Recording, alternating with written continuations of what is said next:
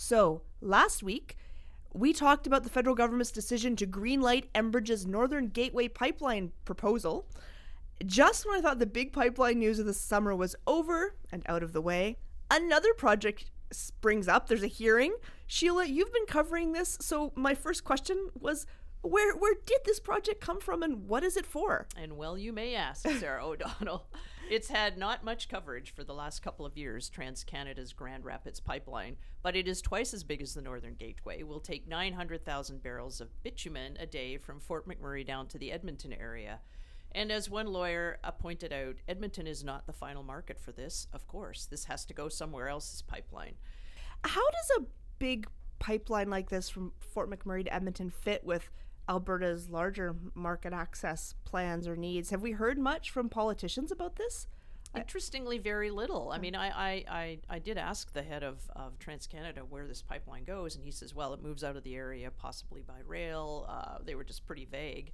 But it is odd. This is the whole market issue that Keystone creates, that the TransCanada pipeline was supposed to fix to take it south, or Northern Gateway west.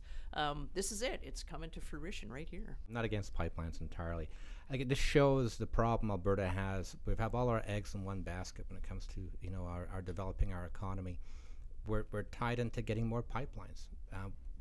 We're held hostage to this. We're making ourselves hostage to getting more bitumen to market.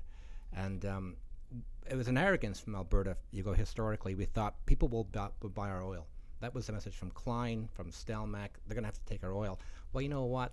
They don't have to take our oil, and we're kind of paying the price for that now in terms of not having enough foresight to deal with environmental issues and First Nations issues. The two issues when it comes to the social license, First Nations and environmental concerns, we have to now address those. And I think that hopefully we will start addressing them now. It takes a kick in the pants from the courts for us to actually do it, though. Mm-hmm. There is an interesting article, I'm sure you saw in Nature magazine, where a lot of scientists came out and said, can we put all this oil sands on hold till we've got the greenhouse gases and other environmental issues dealt with, which is kind of an interesting backdrop to this, because this pipeline quite explicitly is there to handle the expansion of the oil sands.